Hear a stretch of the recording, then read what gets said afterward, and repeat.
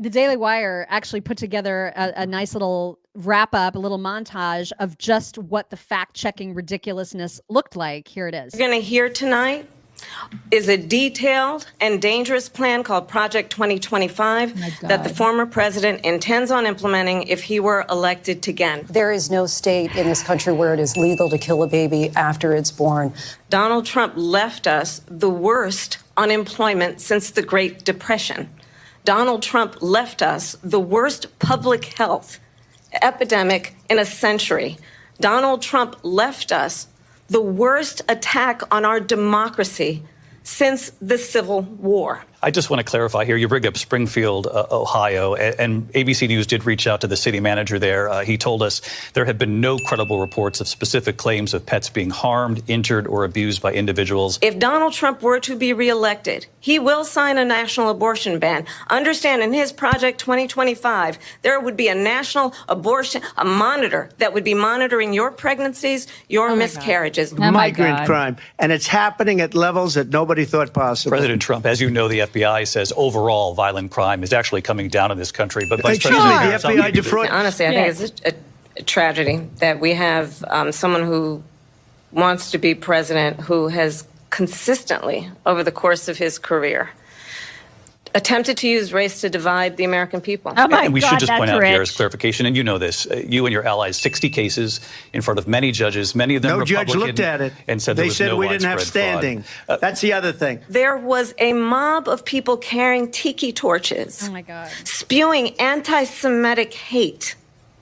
And what did the president then at the time say? Oh my God. There were fine people on each side. No. What did you? I just cannot I believe know. that I know. It's outrageous, isn't it? Totally outrageous. These people. We're journalists. right. This is your country, you guys. This is America now with the K. So let's get to some reaction because there was, I think this is when I started watching some of the reaction this morning, this is when I actually started to feel better because when my husband left, he was like, you're in surprisingly a good mood given how bad last night was. And I was like, yeah, you know what? Because I just don't know overall if it's going to move the needle all that much. I really don't know if it will. Now, there might be some independents, who knows, that are swayed by how ridiculous that is. But hopefully in the days following, people are going to hear about how little she was fact-checked, how much she lied, and that'll have a difference. And happily, there were some immediate focus groups that took place after the debate where I was pleasantly surprised to hear some of the reaction. Here is one in particular. That brought you to a conclusion.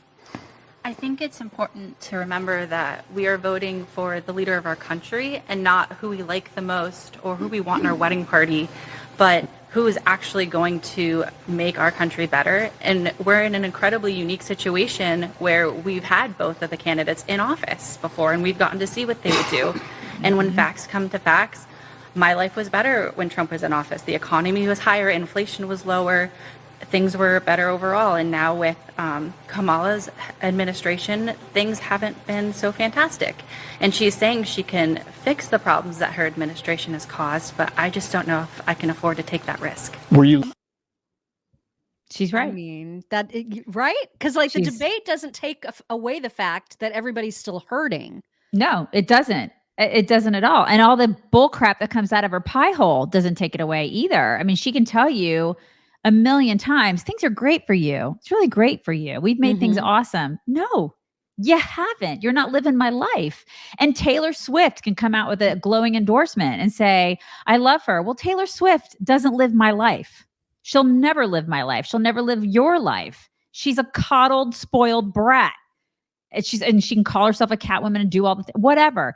All of these celebrities, all of these entitled elitist people will never live the life of a real American. And real Americans are hurting because of Kamala. We always like to thank our sponsors. And one of those sponsors in particular is Field of Greens. And I have new stuff to share with you about Field of Greens. So this is really cool. If you don't know what this is a green powder, health powder that basically covers you when it comes to your fruits and veggies daily intake. If that's a difficult thing for you to take, the amount of fruits and veggies that they say you should on a daily basis, here's the way that you cheat. You just take a scoopful of this and mix it in water or like make it into a shake or mix it up with other things that you might like, milk, whatever. I drink it with water because it makes water taste good. It actually has a delicious berry taste, at least this one. This is the wild berry one.